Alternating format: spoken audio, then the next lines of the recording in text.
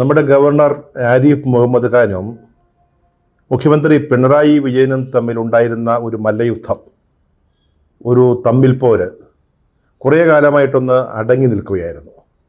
അതിന് രണ്ട് മൂന്ന് കാരണങ്ങളുണ്ട്.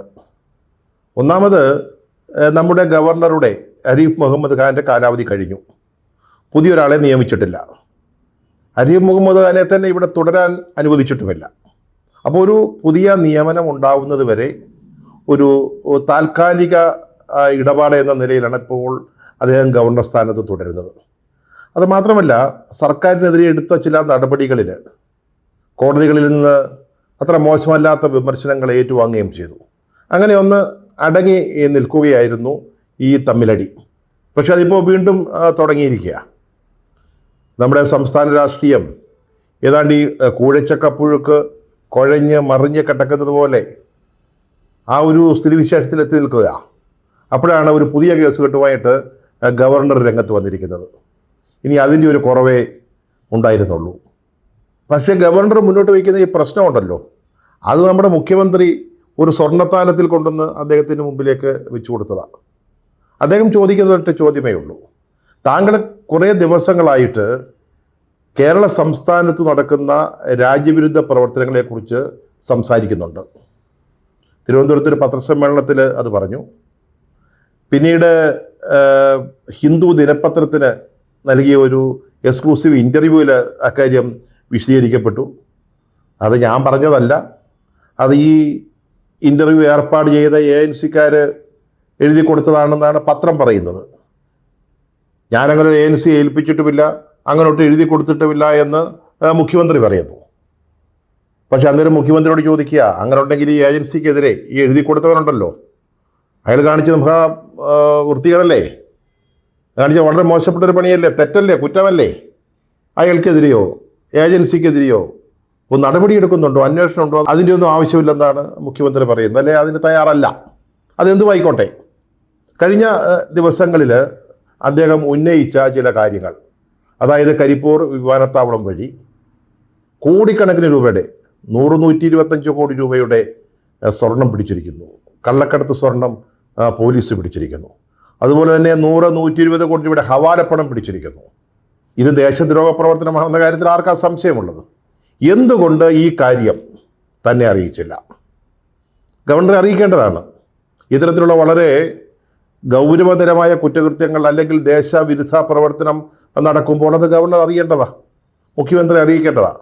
എന്തുകൊണ്ട് ഇതിൻ്റെ വിശദാംശങ്ങൾ തന്നെ അറിയിച്ചില്ല എന്നാണ് അദ്ദേഹം ചോദിച്ചിരിക്കുന്നത്. ഒരു വിശദമായ റിപ്പോർട്ട് ഗവർണർ ആവശ്യപ്പെട്ടിരിക്കുക. നമ്മൾ ഏറ്റവും പുതിയ അയ്യപ്പനും കോശിയും കളിയിലേക്ക് കടക്കുന്നതിന് മുമ്പ് ഈ ഫ്ലാഷ് ബാക്കിലൊന്ന് പോയിട്ട് വരാം. ആരിഫ് മുഹമ്മദ് ഖാൻ ഗവർണറായിട്ട് വരുന്ന കാലത്ത് രണ്ടുപേരും തമ്മിൽ നല്ല സ്നേഹമായിരുന്നു, സ്നേഹബന്ധമായിരുന്നു, ഈച്ചയും ചക്കരയും പോലായിരുന്നു. പക്ഷെ കുറേ കഴിഞ്ഞപ്പോൾ എവിടെയോ ഒരു തെറ്റുപറ്റി, എവിടെയോ തെറ്റി തമ്മിൽ. അതിനെ തുടർന്ന് ഇതപര്യന്തം കേരളം കണ്ടിട്ടില്ലാത്ത രീതിയിൽ ഒരു മുഖ്യമന്ത്രിയും ഗവർണറും തമ്മിലുള്ള പോരാട്ടത്തിൻ്റെ പരമ്പരകൾ കേരളത്തിൽ നടക്കുകയാണ് ചെയ്തത്. ഈ പോരാട്ടങ്ങളുടെ ഒരു പ്രധാന വേദി സർവകലാശാലകളായിരുന്നു, സർവകലാശാല ഭരണമായിരുന്നു. നമുക്കറിയാം, കേരളത്തിലെ ഒരു സർവകലാശാല ഒഴികെ എല്ലാ മറ്റ് യൂണിവേഴ്സിറ്റികളിലെയും ചാൻസലർ ഗവർണറാണ്. ആ സർവകലാശാലകളുടെ ഭരണത്തിൽ അദ്ദേഹത്തിന് വളരെ പ്രധാനപ്പെട്ട ചില റോളൊക്കെ ഉണ്ട്. അപ്പോൾ അതാണ് പലപ്പോഴും ഗവൺമെൻറ്റും ഗവർണറും തമ്മിൽ, അല്ലെങ്കിൽ ഗവർണറും പിണറായി വിജയനും തമ്മിലുള്ള പോരാട്ടത്തിന് കാരണങ്ങളായത്. ഈ കണ്ണൂർ യൂണിവേഴ്സിറ്റിയിൽ അവിടുത്തെ VC vice chancellor Shri Gopinath പിണറായിയുടെ ഏറ്റവും അടുത്ത ഒരാളായിരുന്നു, വലിയ ബന്ധമുള്ള ഒരാളായിരുന്നു. 2019 ഡിസംബറിൽ അവിടെ ഒരു സെമിനാർ നടന്നു, ചരിത്ര കോൺഗ്രസ്. അതിലെ പ്രധാന പ്രാസംഗികൻ ഗവർണറായിരുന്നു. എനിക്ക് തോന്നുന്നു അദ്ദേഹമാണ് അത് ഉദ്ഘാടനം ചെയ്തത് എന്നാണ് തോന്നുന്നത്. അന്ന് ഈ പൗരത്വ നിയമ ഭേദഗതിയുമായി ബന്ധപ്പെട്ട വലിയ തർക്കങ്ങൾ അല്ലെങ്കിൽ വിവാദങ്ങൾ നടക്കുന്ന സമയമാണ്. അന്ന് ഗവർണർ സംസാരിച്ചുകൊണ്ടിരിക്കുമ്പോൾ ഒരു ഇടതുപക്ഷ ചരിത്രകാരനായ ഇർഫാൻ ഹബീബ് ഗവർണറുടെ അടുത്തേക്ക് പാഞ്ഞെടുത്ത് ചെന്നു. ഗവർണർ സംസാരിച്ചുകൊണ്ടിരിക്കുമ്പോൾ അതൊരിക്കലും സംഭവിക്കാത്തതാണ്, എല്ലാ പ്രോട്ടോക്കോളുകൾക്കും എതിരാണ്. പക്ഷേ ഈ ഇർഫാൻ ഹബീബ് നേരെ ഗവർണറുടെ മുൻപിലേക്ക് അല്പം ശരിയല്ലാത്ത ശരീരഭാഷയോടുകൂടി പാഞ്ഞെടുത്തു ചെന്നു. അതുപോലെ കെ രാജേഷ്, മുഖ്യമന്ത്രിയുടെ പ്രൈവറ്റ് സെക്രട്ടറി, അദ്ദേഹം ഗവർണർക്കെതിരെ വളരെ ഉച്ചത്തിൽ സംസാരിക്കുന്ന ചില സാഹചര്യങ്ങളൊക്കെ ഉണ്ടായി. ഇതൊക്കെ ഗവർണറെ വല്ലാതെ പ്രകോപിപ്പിച്ചു. ഗവർണറും വി സിയുമായിട്ടുള്ളൊരു സംഘർഷം, അത് മുഖ്യമന്ത്രിയും ഗവർണറുമായിട്ടുള്ളൊരു മല്ലയുദ്ധമായിട്ട് മാറി.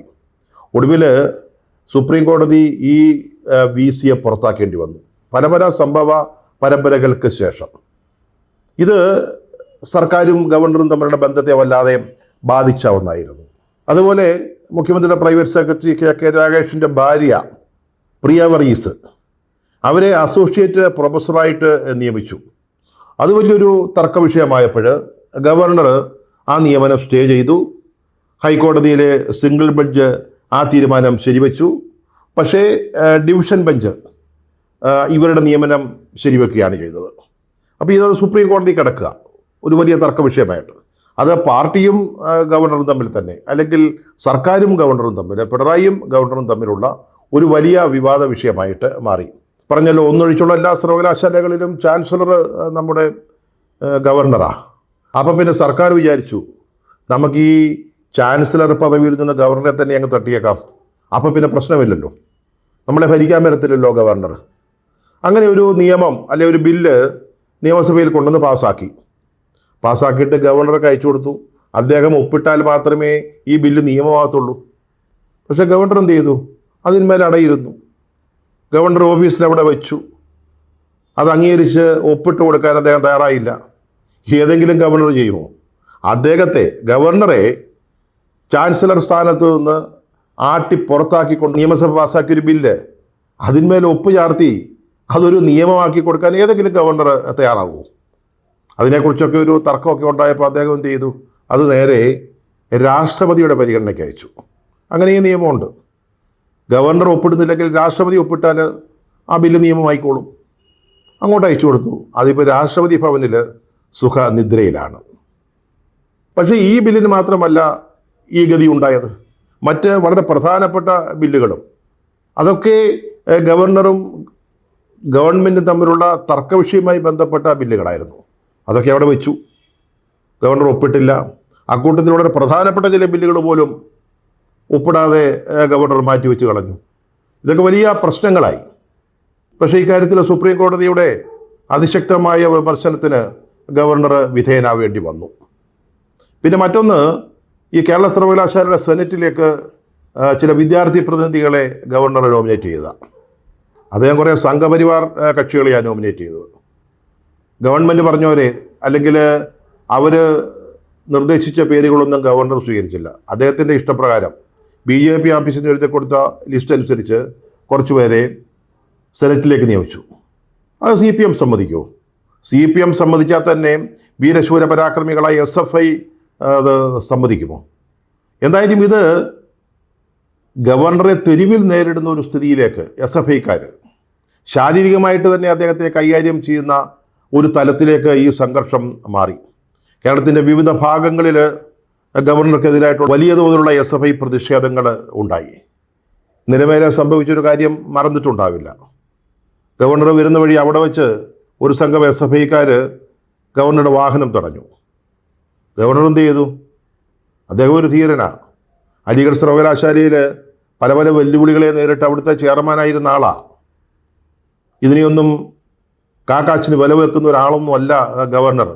അദ്ദേഹം വണ്ടി നിർത്താൻ പറഞ്ഞു, അവിടേക്ക് ഇറങ്ങി. ഈ പ്രകടനക്കാരുടെ നടുവിലേക്ക് ഇറങ്ങി. പിന്നെ നമ്മൾ ഈ പ്രകടനക്കാരെ കണ്ടിട്ടില്ല കേട്ടോ. ഗവർണറെ കണ്ടപാടെ ഈ വിപ്ലവ സിംഹങ്ങൾ ഓടി രക്ഷപ്പെട്ടു. പക്ഷേ ഗവർണർ അവിടെ ഇറങ്ങിയിട്ട് ഒരു ചായക്കടയിൽ ഒരു ബെഞ്ചോ സ്റ്റൂളോ വാങ്ങിയിട്ട് അവിടെ ഇരുന്നു.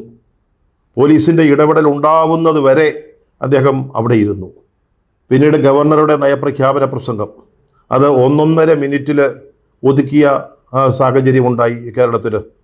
സാധാരണ പ്രതിപക്ഷത്തിൻ്റെ വലിയ എതിർപ്പുണ്ടാകുമ്പോഴോ ഗവർണർക്ക് ആരോഗ്യപരമായ പ്രശ്നങ്ങളുള്ളപ്പോഴോ മാത്രമാണ് ഇത്തരത്തിൽ പ്രസംഗം ചുരുക്കുക. ഇതൊന്നും ഉണ്ടായില്ല. ഗവർണറുടെ പ്രതിഷേധ പ്രകടനം തന്നെയായിരുന്നു.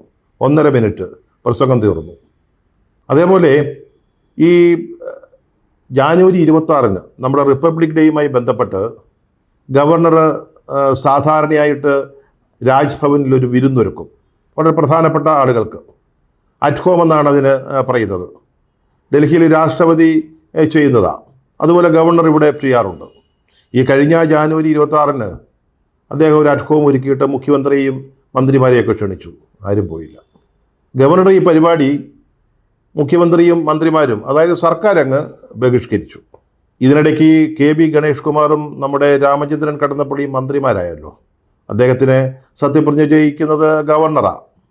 ഗവർണറെ അതിൽ നിന്ന് ഒഴിവാക്കി നിർത്താൻ പറ്റത്തില്ല. അത് രാജ്ഭവനിൽ വെച്ചാണ് നടന്നതും. ഗവർണർ ഈ 2 മന്ത്രിമാരെ സത്യപ്രതിജ്ഞ ചെയ്യിച്ച ശേഷം വളരെ പ്രധാനപ്പെട്ട ആളുകൾക്കായിട്ട് അവിടെ ഒരു ചായ സൽക്കാരം ഒരുക്കിയിരുന്നു. അതും വളരെ സാധാരണമായ ഒന്നാണ്. ഇത്തരത്തിലുള്ള സത്യപ്രതിജ്ഞ പോലുള്ള പരിപാടികൾ രാജ്ഭവനിൽ നടക്കുമ്പോൾ അവിടെ ഒരു ചായ കൊടുക്കും, എന്തെങ്കിലുമൊക്കെ കടിയൊക്കെ ഉണ്ടാവും. അതൊരു പതിവാണ്. അപ്പോൾ ഈ 2 പേരുടെ സത്യപ്രതിജ്ഞ കഴിഞ്ഞപ്പോൾ അങ്ങനെയൊന്നും ഉണ്ടായിരുന്നു. പക്ഷേ മുഖ്യമന്ത്രിയും മന്ത്രിമാരും അങ്ങോട്ട് പോയേയില്ല. അതിൽ പങ്കെടുത്ത ഏക മന്ത്രി AK ശശീന്ദ്രനായിരുന്നു. അദ്ദേഹം ഈ ബോയ്ക്കോട്ടിൻ്റെ അല്ലെങ്കിൽ ബഹിഷ്കരണത്തിൻ്റെ വിവരം അറിയാത്തത് കൊണ്ടായിരിക്കണം. അന്ന് ഗവർണർ അവിടെ ഉണ്ടാക്കി വെച്ച ചായയും കശുവണ്ടിയും വാഴയ്ക്ക ഉപ്പേരിയും കേക്കും ഒക്കെ വെറുതെ ആയിപ്പോയി, കേടായിപ്പോയി. ഗവർണറും മുഖ്യമന്ത്രിയും തമ്മിലുള്ള ഈ മൂപ്പിളമ തർക്കം, ആരടാ വലിയവൻ എന്ന ചോദ്യം സംസ്ഥാനത്തിന് വലിയ നഷ്ടങ്ങൾ ഉണ്ടാക്കിയിട്ടുണ്ട്.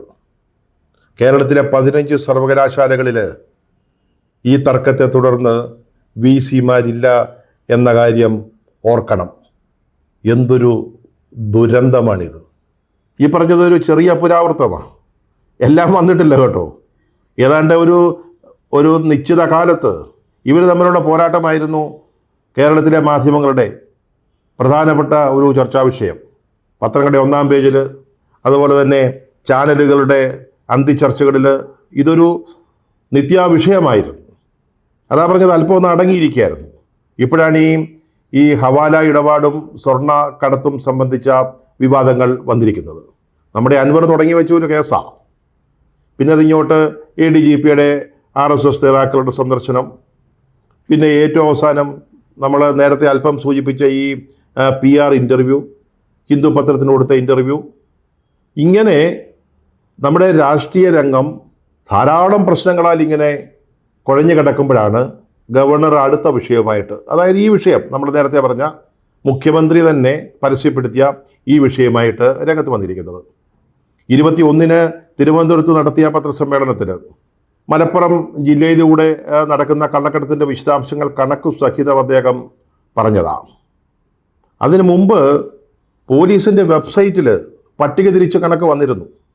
ഇത്ര കോടി രൂപയുടെ സ്വർണം കടത്തി, ഇത്ര കോടി രൂപയുടെ ഹവാല പണം ഇതുവഴി മറിഞ്ഞുപോയി, ഇതെല്ലാം വിശദാംശങ്ങളും വന്നതാണ്. പിന്നീടാണ് ഹിന്ദുവിൻ്റെ നമ്മൾ നേരത്തെ പറഞ്ഞ ഈ ഇൻ്റർവ്യൂ ഉണ്ടാവുന്നത്. അപ്പോൾ ഇതിൻ്റെ എല്ലാം വിശദാംശങ്ങൾ കേരള സമൂഹത്തിൻ്റെ മുമ്പിൽ വച്ചിരിക്കുന്നത് നമ്മുടെ മുഖ്യമന്ത്രി തന്നെയാണ്. അത് എന്തുകൊണ്ട് തന്നെ അറിയിച്ചില്ല? അതിൻ്റെ ഒരു വിശദമായ റിപ്പോർട്ട് വേണമെന്നാണ് ഇപ്പോൾ ഗവർണർ ആവശ്യപ്പെട്ടിരിക്കുന്നത്. അത് വളരെ ന്യായമായ ഒരു ആവശ്യമാണ്. ഇത്തരത്തിലുള്ള കാര്യങ്ങൾ അറിയാനും അത് കേന്ദ്ര സർക്കാരിനെ അറിയിക്കാനുമാണ് ഈ ഗവർണറെ ഇവിടെ വെച്ചിരിക്കുന്നത്. അതിൻ്റെ വിശദാംശങ്ങൾ കൊടുക്കേണ്ട സർക്കാരിൻ്റെ ഉത്തരവാദിത്വമാണ്. അതൊന്നും ഉണ്ടായിട്ടില്ല. ഈ അൻവറിൻ്റെ വിവാദം ഉണ്ടായപ്പോൾ ഫോൺ ചോർത്തലിനെ കുറിച്ച് ഒരു ആരോപണമുണ്ടായിരുന്നു. അന്ന് ഗവർണർ ഒരു കത്ത് കൊടുത്തതാണ്. 10-15 ദിവസമായി ഇതിൻ്റെ വിശദാംശങ്ങൾ വേണമെന്ന് പറഞ്ഞുകൊണ്ട്. ഇതുവരെ ഗവൺമെൻറ് കൊടുത്തതായിട്ട് അറിവില്ല. ഗവർണർ കഴിഞ്ഞ ദിവസം മാധ്യമപ്രവർത്തകരെ കണ്ടപ്പോൾ പറഞ്ഞു ഇതുവരെ കിട്ടിയിട്ടില്ല എന്നാണ് പറഞ്ഞത്. ഇപ്പോൾ അദ്ദേഹം ചോദിച്ചിരിക്കുന്ന വിശദാംശങ്ങൾ ഇതൊക്കെയാണ്.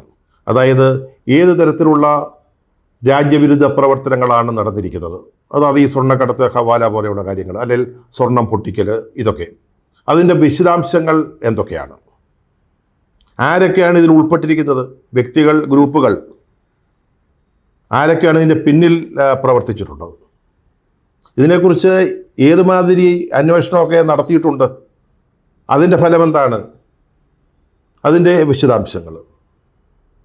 അദ്ദേഹം മുഖ്യമന്ത്രിക്ക് അയച്ച കത്തിൽ പറയുന്നത് ഇത് വളരെ ഗൗരവമായ ഒരു സാഹചര്യമാണെന്നാണ്. അത്തരത്തിലുള്ള കുറ്റകൃത്യങ്ങളാണ് കേരളത്തിൽ നടന്നിരിക്കുന്നത്. അത് മുഖ്യമന്ത്രി തന്നെ സമ്മതിക്കുന്നുണ്ട്. പക്ഷേ എന്തുകൊണ്ട് തന്നെ അറിയിച്ചില്ല? തന്നെ ഇരുട്ടിൽ നിർത്തി ഇക്കാര്യത്തിൽ ആ വാചകമാണ് ഗവർണർ ഉപയോഗിച്ചിരിക്കുന്നത്. അപ്പോൾ ഗവർണർ വാസ്തവത്തിൽ മുഖ്യമന്ത്രിയെ അല്ലെങ്കിൽ സർക്കാരിനെ വളരെ സവിശേഷമായ ഒരു സാഹചര്യത്തിലേക്ക്, അല്ലെങ്കിൽ പ്രതിരോധിക്കാൻ ബുദ്ധിമുട്ടുള്ള ഒരു ഇടത്തിലേക്ക് നിർത്തിയിരിക്കുകയാണ്. ഇനി എന്താണ് ചെയ്യുക എന്ന് നമുക്ക് അറിഞ്ഞുകൂടാ. ഒരുപക്ഷേ ഈ ഫോൺ ചോർത്തലുമായി ബന്ധപ്പെട്ട കത്തിനെ പോലെ അവഗണിച്ചു കളയുമോ? അത് നമുക്ക് കാത്തിരുന്ന് കാണാം. ചിലപ്പോൾ ഗവൺമെൻറ് വിചാരിക്കും, ഏതായാലും ഇങ്ങനെ പോകാൻ തുടങ്ങുകയാണല്ലോ, ഇനി ഇവിടെ ഏറെ നാളില്ലല്ലോ, അപ്പം ഇനി പുതിയ ഗവർണർ വരട്ടെ, അന്നേരം നമുക്കിതിന് മറുപടി കൊടുക്കാം എന്ന് ചിന്തിച്ചേക്കാം. പക്ഷെ നമ്മളിവിടെ ഒരു കാര്യം മനസ്സിലാക്കേണ്ടതുണ്ട്. ഈ ഗവർണറുടെ കത്തിന് ഉപോത്ബലകമായി നടന്ന കാര്യങ്ങൾ അത്ര നിസ്സാരമായ ഒന്നുമല്ല. ഇത് വളരെ ആസൂത്രിതമായ ഒരു പ്ലാനിങ്ങിൻ്റെ ഭാഗമാണ്. മുഖ്യമന്ത്രിയുടെ ഇന്നലത്തെ പത്രസമ്മേളനവുമായി ബന്ധപ്പെട്ട് നമ്മൾ ചെയ്ത ഒരു വീഡിയോയിൽ അത് അവസാനം പറയുന്നുണ്ട്.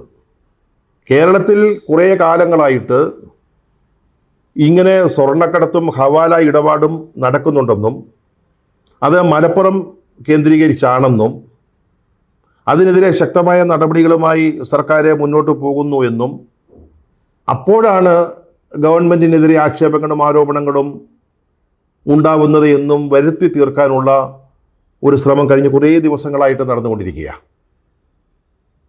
പറഞ്ഞല്ലോ, ഈ പോലീസിൻ്റെ വെബ്സൈറ്റിൽ അത് വന്നു കഴിഞ്ഞു. അതിൻ്റെ പിറ്റേന്ന് ഡൽഹിയിലെ പ്രധാന പത്രങ്ങൾക്ക് ലഭിച്ച ഒരു അജ്ഞാത പത്രക്കുറിപ്പ്, ഏതവനാ ഇത് അയച്ചതെന്ന് അല്ലെ തയ്യാറാക്കിയെന്ന് പറഞ്ഞിട്ടില്ല, നാടൻ ഭാഷ പറഞ്ഞാൽ തന്തയില്ലാത്ത ഒരു പ്രസ് റിലീസ്. അതിൽ ഈ വിശദാംശങ്ങളെല്ലാം ഉണ്ടായിരുന്നു. പോലീസിൻ്റെ വെബ്സൈറ്റിൽ വന്ന വിശദാംശങ്ങളെല്ലാം ചേർത്തുകൊണ്ടുള്ള ഒരു പത്രക്കുറിപ്പായിരുന്നു.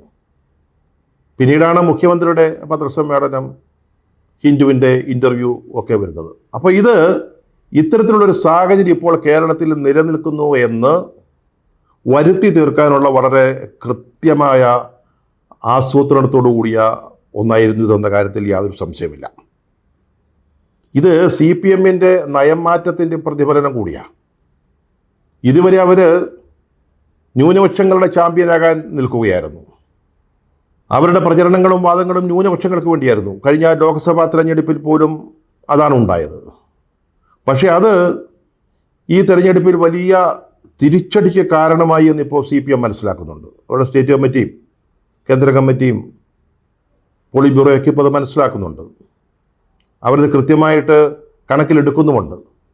അതുകൊണ്ട് ഈ ന്യൂനപക്ഷ അനുകൂല നിലപാട് എടുത്തതിൻ്റെ പേരിൽ നഷ്ടപ്പെട്ടു പോയ ഭൂരിപക്ഷ വോട്ടുകൾ തിരിച്ചു കിട്ടാൻ, ഭൂരിപക്ഷ സമുദായത്തിൻ്റെ പിന്തുണ തിരികെ ലഭിക്കുന്നതിന് വേണ്ടിയുള്ള വളരെ ആലോചിച്ചുള്ള ഒരു നടപടിയായിരുന്നു ഇത് എന്ന് നമുക്ക് മുഖ്യമന്ത്രിയുടെ വാക്കുകൾ ശ്രദ്ധിച്ചാൽ, അദ്ദേഹം എടുക്കുന്ന നടപടികൾ കണ്ടാൽ, CPI ആവർത്തിച്ച് ആവശ്യപ്പെട്ടിട്ട് പോലും ഇതുവരെ ADGP MR അജിത് കുമാറിനെ ആ പദവിയിൽ നിന്ന് മാറ്റാൻ തയ്യാറാകാത്തതിൻ്റെ കാരണങ്ങൾ ആലോചിക്കുമ്പോൾ ഒക്കെ നമുക്ക് മനസ്സിലാകുന്നുണ്ട്. അതുകൊണ്ട് വേണമെങ്കിൽ ഗവൺമെൻറ്റിന് ഇതൊരു നല്ല അവസരമായിട്ട് എടുക്കാം. അതായത് ഗവർണറുടെ കത്ത്, അതിനെ പ്രയോജനപ്പെടുത്താം. വളരെ വിശദമായ ഒരു റിപ്പോർട്ട് ഗവർണർക്ക് കൊടുത്താൽ മതി. ഇങ്ങനെയാണ് ഈ സ്വർണ്ണക്കടത്ത് നടക്കുന്നത്, അല്ലെങ്കിൽ ഹവാല, സ്വർണം പൊട്ടിക്കൽ, ഇന്ന ആളുകളൊക്കെ അതിലുണ്ടെന്ന് സംശയിക്കുന്നു. വേണമെങ്കിൽ നമ്മുടെ PV അൻവറുടെ പേര് സൗകര്യം പോലെ എവിടെയെങ്കിലും ഒന്ന് ചേർക്കുകയും ചെയ്യാം. അങ്ങനെ വന്നാൽ ഇത് കേന്ദ്രം ഏറ്റെടുത്തോളൂ. ഗവർണർ അപ്പം തന്നെ ശുപാർശയോടുകൂടി അല്ലെങ്കിൽ അഭിപ്രായത്തോടു കൂടി അത് കേന്ദ്ര സർക്കാരിന് അയക്കുമല്ലോ. പിന്നീട് അവരത് കൈകാര്യം ചെയ്തോളൂ. ഇനി നമ്മുടെ ഭാഗത്തുനിന്ന് എന്തെങ്കിലും ചെയ്യണമെന്നുണ്ടെങ്കിൽ ഈ കൈസൺ എന്ന് പറയുന്ന ANC തന്നെ ഏൽപ്പിച്ചാൽ മതി. അവർ BJP-യുമായിട്ട് നല്ല ബന്ധമുള്ള, മഹാരാഷ്ട്രയിൽ വരാനിരിക്കുന്ന തെരഞ്ഞെടുപ്പിൽ ഈ BJP ശിവസേന സഖ്യത്തിന് വേണ്ടി പ്രവർത്തിക്കുന്ന ഒരു ANC ആണെന്ന് പറഞ്ഞു കേൾക്കുന്നുണ്ട്. ശരിയാണോ എന്ന് എനിക്കറിഞ്ഞുകൂടാ. ഏതായാലും അവരെ തന്നെ ഇതിൻ്റെ ചുമതല ഏൽപ്പിക്കുക. അതായത് ഹിന്ദു പോലൊരു പത്രത്തിൽ മുഖ്യമന്ത്രി പറയാത്ത കാര്യങ്ങൾ വരുത്താൻ മിടുക്കരാണിവർ. ഹിന്ദു പത്രത്തിൽ അങ്ങനെ ഉണ്ടെങ്കിൽ അവർക്ക് പല പല അത്ഭുതങ്ങൾ സൃഷ്ടിക്കാൻ കഴിയുന്ന ഒരാളാണ്. ഇത് ചെയ്യുമ്പോൾ ഒരു കാര്യം മറക്കരുത്, നമ്മുടെ സുബ്രഹ്മണ്യം സാറിനെ കൂടി ഇതിനകത്ത് പങ്കെടുപ്പിക്കണം. ഈ റിലയൻസിലെ ഒരു സീനിയർ മാനേജറായിട്ടുള്ള പഴയ ഒരു CPM MLA-യുടെ മകൻ, ആ സാറിനെ കൂടെ ഇതിനകത്ത് പങ്കാളിയാക്കണം. വേണമെങ്കിൽ ഇതൊന്ന് പരീക്ഷിക്കാവുന്നതേ ഉള്ളൂ. അതായത് ഈ പ്രതികൂല സാഹചര്യങ്ങളെ അനുകൂലമാക്കുന്ന ഒരു വിദ്യയാണ്. അതിനിവിടെ ഒരു സ്കോപ്പ് ഉണ്ട്. ഒന്ന് ശ്രമിച്ചു നോക്ക്.